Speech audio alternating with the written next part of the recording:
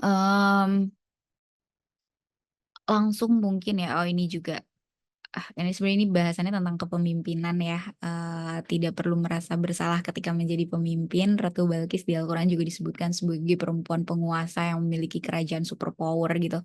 Jadi kalau misalnya ada, penyangkalan dengan ayat ar-rijalu qawwamuna 'alan nisa yang kita sempat bahas kemarin, karena perempuan tidak dianggap kuat untuk menjadi pemimpin, ternyata nama nama seorang perempuan gitu juga disebutkan lah, di dalam cerita Al-Quran bahwa, ada seorang perempuan ratu gitu yang memiliki kerajaan super power dan, bagaimana dia bisa memimpin dan kepemimpinannya, diceritakan juga sebagai kepemimpinan yang baik gitu, di luar dari konteks, tauhid ya gitu.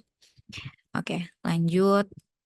Ini kemarin kita juga udah bahas sebagai ayat pegangan, surat Al-Hujurat, lagi-lagi, menarik sekali karena di situ ada pemisahnya adalah wawu ataf, di mana wawu ataf itu punya faidah limutlaqil jam'i, memberikan, kesetaraan atau memberikan kedudukan atau posisi yang sama gitu, dan yang membedakan mana yang lebih mulia di sisi Allah itu adalah, ketakwaannya gitu ya teman-teman sekalian. Terus ini kemarin kita udah bahas juga,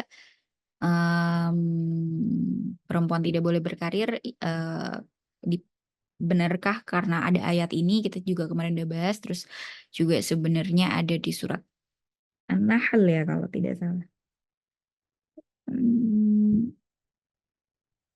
bahwa laki-laki dan perempuan itu yang mengerjakan, amal soleh maka semuanya akan dihitung setara gitu intinya.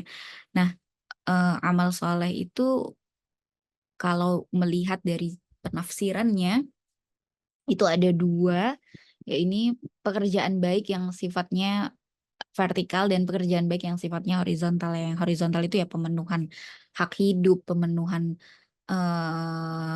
apa namanya, hak sosial dan seterusnya, itu juga melakukan pekerjaan, itu juga amalan sholihan gitu. Nah, ini juga harus jadi pegangan bahwa menguatkan justru bahwa perempuan tuh juga diakui loh kerjanya oleh Tuhan dan itu ada di ayatnya. Nah yang, kemarin menarik itu adalah bagaimana sih sebenarnya ada nggak sih ayat nusyuz untuk laki-laki? Ini menjawab pertanyaan yang kemarin. Jadi ada ternyata, walaupun sebenarnya kemarin saya nggak jawab apakah ada atau tidak, kemarin saya nggak langsung jawab itu, tapi sebenarnya juga tidak kemudian kita juga harus mencari ayatnya untuk, mencari validitas, kevalitan bahwa, nusyuz itu hanya terjadi pada perempuan. Saya menganggapnya gini, seandainya ayat ini tidak ada gitu, seandainya ayat ini tidak ada, nusyuz itu juga terjadi pada laki-laki gitu. Karena ada sandingannya, kita kan nggak hanya Al-Quran ya, ada hadisnya juga yang harusnya itu dijadikan, penafsiran dalam menafsirkan sebuah ayat gitu. Eee,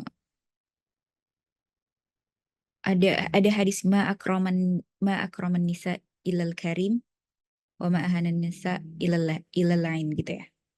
Kalau nggak salah hadisnya seperti itu. Jadi itu menjadi perimbangan bahwa orang yang bisa memuliakan perempuan itu adalah orang yang mulia, tapi orang yang menghinakan perempuan itu adalah orang yang dilaknat gitu. Nah, ini jadi perimbangan bahwa ayat yang kemarin yang kita sempat bahas bahwa ada, oh perempuan boleh dipukul karena melakukan nusyuz. Nah, tapi ternyata ini juga ada ayatnya, nusyuz untuk laki-laki. Bismillahirrahmanirrahim. Wa in imra'atun khafat min ba'liha nusyuzan aw i'radan fala junaha 'alaihima ay yusliha bainahuma sulha was-sulhu khair. Dan jika seorang perempuan khawatir suaminya akan nusyuz atau bersikap tidak acuh, maka keduanya dapat mengadakan perdamaian yang sebenarnya dan perdamaian itu lebih baik bagi mereka walaupun manusia itu menurut tabiatnya adalah kikir. Ila akhirih lah. Tapi intinya sebenarnya nusyuz itu juga disebutkan di sini. Disebutkan di ayat Al-Quran menjadi perimbangan bahwa nusyuz tidak hanya pada perempuan. nusyus pada lafadz nusyus di sini yaitu ketakutan seorang istri dari perbuatan nusyusnya suami, berpaling atau bersikap acuh tak acuh. Walhasil penggunaan lafadz nusyus di dalam Al-Quran ternyata juga berlaku loh pada suami atau pada laki-laki dan tidak hanya pada istri. Tadi saya mau menyampaikan apa ya? Oh ini, perluasannya itu ada di pasal 80 eh, Undang-Undang perluasan eh, perluasan hukum tentang perkawinan 91 itu pasal 80 ayat 1 sampai 7. Jadi hak-hak apa saja yang harus kewajiban apa saja yang harus dilakukan oleh suami kepada istri. Ini merupakan perpanjangan dari ayat ini ternyata, teman-teman, kalau membaca sejarahnya. Jadi sudah diserap menjadi satu klausul hukum tersendiri, dan ini berangkatnya dari ayat ini juga. Walaupun saya membaca undang-undang itu yang memang masih sangat bias karena lagi-lagi kayak pencarian nafkah itu adalah suami, terus apa dan seterusnya kayak gitu-gitulah. Nah, tapi intinya ternyata ada, jadi ini memberikan penjelasan lebih clear soal pertanyaan yang minggu lalu muncul. Terus ini teman-teman, yang lebih penting lagi, sexual consent. Aku juga bikin sih. Sexual consent dalam relasi hubungan intim ya, suami istri itu penting banget. Tapi perlu ditegaskan, sexual consent itu untuk kita yang beragama Islam itu memang adanya justru dalam hubungan pernikahan. Jadi nggak bisa ya kayak sexual consent itu ada di luar pernikahan. Kita setuju bersama-sama soal itu. Jadi ini harus dipegang. Nah, kenapa sih perlu sexual consent? Karena ada beberapa alasan yang saya pinjam dari Kang Fakih gitu ya. Ada beberapa dasar bahwa hubungan suami istri itu tidak hanya subjek objek, tapi dua-duanya adalah subjek gitu. Baik yang laki-laki maupun yang perempuan adalah subjek. Sehingga kalau dua-duanya subjek, perlu ada eh, perlu ada kompromi di situ, perlu ada komunikasi di situ, perlu ada saya ridho atau tidak, saya ikhlas atau tidak, dan seterusnya itu perlu ada. Nah, sexual consent itu apa sih, teman-teman? Eh, Konsen itu penerimaan ya. Seksual kan ada hubungan seksual. Jadi dia menerima atau enggak. Dan ini seksual konsen ada di laki-laki juga ada di perempuan. Ada di istri juga ada di suami. Em, Pertanyaan lebih lanjut nanti, apakah ada pemerkosaan dalam rumah tangga? Atau karena kan selama ini ya masih sangat sedih sekali walaupun Bu Sinta Nuria sudah memberikan eh, fatwa tandingan gitu ya, tapi kitab-kitab yang masih kita pelajari, kitab-kitab klasik yang masih kita pelajari di pesantren-pesantren, saya jujur sedih sekali. Kitab-kitab yang masih kita pelajari soal eh, hubungan suami istri atau kayak sebut saja kayak misalnya Okudul Jen gitu dan seterusnya, itu sangat amat sangat menempatkan perempuan sebagai objek. Jadi apabila perempuan tidak mau melayani suaminya maka dia dilaknat sampai pagi oleh malaikat dan seterusnya lah, pokoknya yang kayak gitu-gitu ya. Dan itu yang dipelajari terus-menerus di pesantren-pesantren, di lembaga-lembaga pendidikan atau bahkan di majelis taklim, kiai-kiainya juga masih menggunakan itu, tokoh-tokoh agamanya masih menggunakan itu. Walaupun waktu itu Bu Sinta Nuria sempat kita bahas bukunya dulu tahun 2006 apa 2007 gitu ya di Masjid Darul Askar tuh, beliau mengungkapkan bahwa ini ada tandingan untuk Okudul Jen, maksudnya bukan tandingan sih, untuk memberikan alternatif gitu, bahwa tidak selamanya secara fikih gitu kan, hubungan seksual itu hanya subjek objek, tapi dua-duanya adalah subjek, eh, dan ini harusnya yang kita mulai gaungkan gitu teman-teman. Nah, jadi apa dasarnya hubungan seksual itu memerlukan seksual konsen dalam rumah tangga gitu. Yang satu adalah hubungan rumah tangga itu media menjalin cinta kasih. Jadi nggak mungkin di salah satunya ada yang mengorbankan dirinya atau ada yang disakiti dan seterusnya.